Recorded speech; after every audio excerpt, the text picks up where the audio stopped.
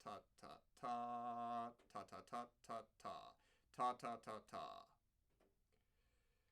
Now we're at the fourth line, which is 53.